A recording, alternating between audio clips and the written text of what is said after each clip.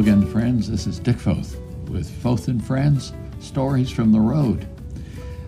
Our last couple of podcasts have been serious podcasts. We've been remembering 9/11 and the events and the sadness of all of that, and then remembering the life and legacy of Queen Elizabeth.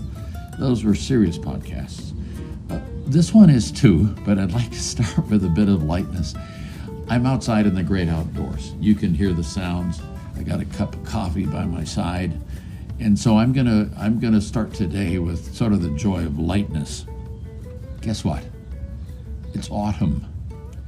Last Thursday was a big day, and night for that matter. It was what they call the autumnal equinox.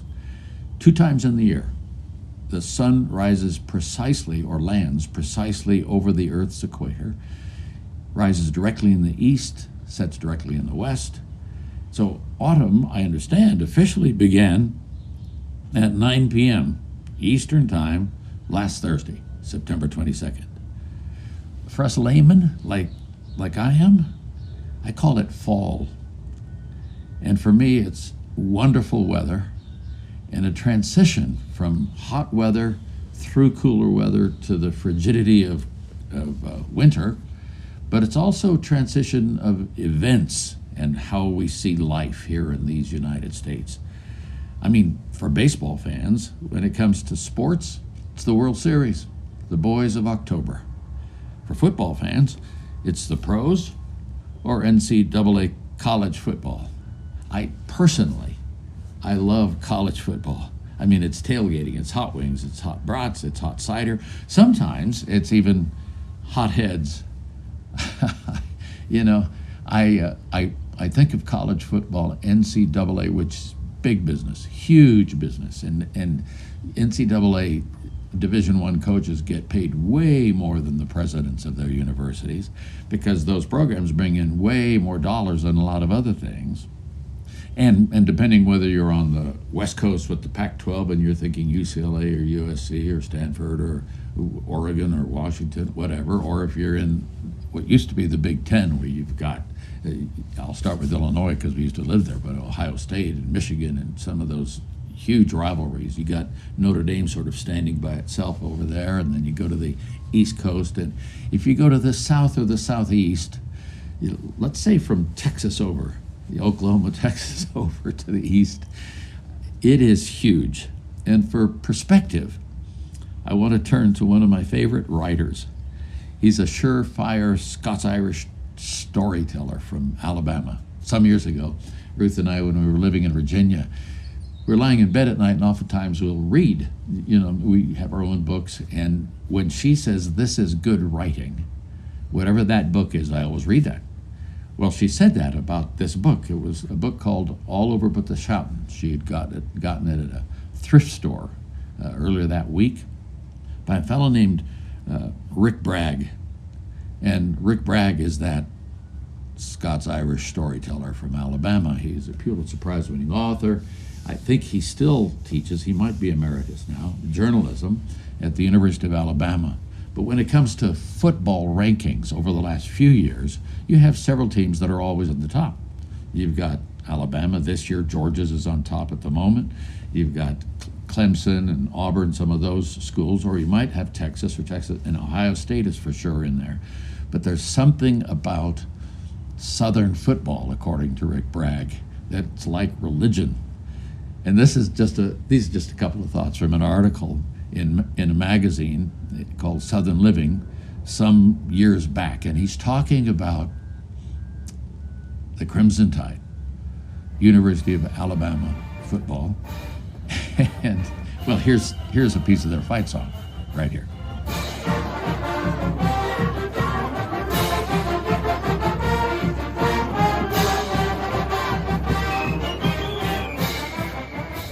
This is how Rick Bragg talks about it, what he and some of his people, if you will, believe about football. Quote, "We believe that God himself favors our football teams. On Friday nights and Saturday afternoons, our coaches, some of them blasphemers and backsliders and not exactly praying men the other 6 days of the week, tell their players to hit a knee and ask his favor at the same exact instant the other team is also asking his favor, which I have always taken to mean that God, all things being equal, favors the team with the surest holder on long field goals. Before Nick Saban, the current Alabama coach, with 7 national titles, the most in history, the gold standard for decades in Alabama was Bear Bryant. This is Foth talking here. He had won 6. He was a big man. He got his name Bear as a young man, I understand, from being willing to wrestle a bear at a carnival when he was younger for $1.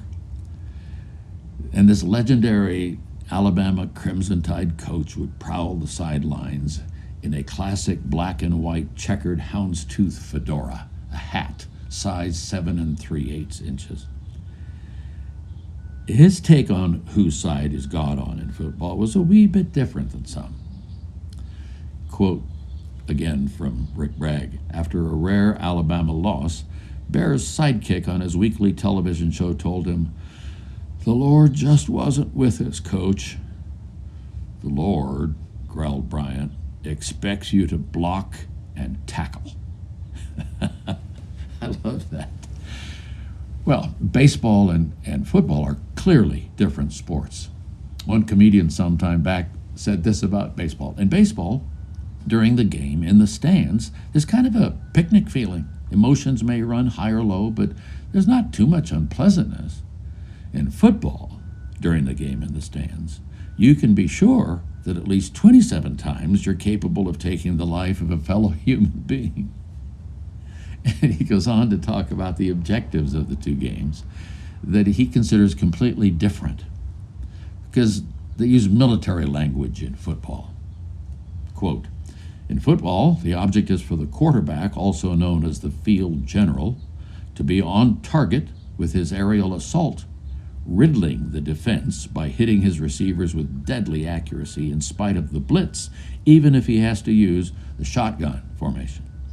With short bullet passes and long bombs, he marches his troops into enemy territory, balancing this aerial assault with a sustained ground attack that punches hole in the forward wall of the enemy's defensive line." However, in baseball, he says it's more comforting language. It's very simple. In baseball, the object is to get home and to be safe. So I got to tell you, some folks just make me laugh, and there are a lot of days I need a little laughter along the way. But let me speak just for a moment here to the most important thing about fall for me: harvest. I don't know that I came face to face with harvest as a city kid in Oakland, California. But after marriage in the mid-'60s, when Ruth and I moved back to East Central Illinois, to where the University of Illinois is in Champaign-Urbana, we came face to face with harvest, big time. And one time I even went out to a farmer's place when they were planting, before harvest obviously, and he said, "Would you like to try driving the tractor?" I think they were just what they called spring toothing it or disking it back in the day to break up the ground that had been in deep freeze all winter. And so I tried it, and I looked back to see how straight that furrow was, and it looked like the back of a sidewinder snake. So I decided not to go further in farming. But at this time of year, depending on your location around the country, you harvest vegetables. You harvest turnips and beets and celery, and the big one is corn and soybeans, which if you use the fancier name these days where they bake it, I think it's edamame.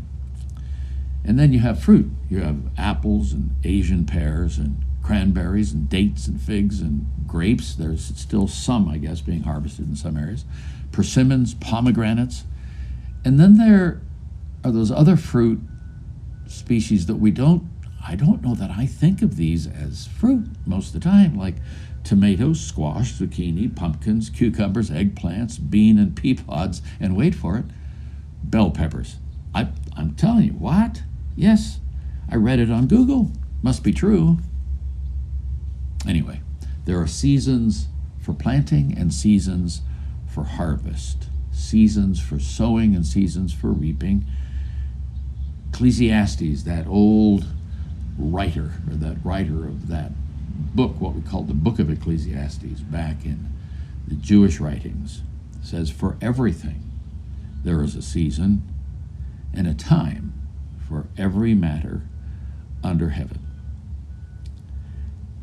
Here's the serious part of this podcast. The principle is this: we can only reap what we sow. If I plant apples, I'll guarantee you I won't get peaches. Or if I plant tomatoes, that's not even a gamble. I won't get onions. It's not just what you plant, but how you plant. The writer of Proverbs, the 22nd chapter, 8th verse says, whoever sows injustice, and there's enough of that around to last us 1,000 years. Whoever sows injustice will reap calamity, and the rod of his fury will fail. Injustice, both here, injustice over time will absolutely come back to bite you. Here's Paul writing to a province in Turkey years ago in Galatians 6:8, that New Testament letter.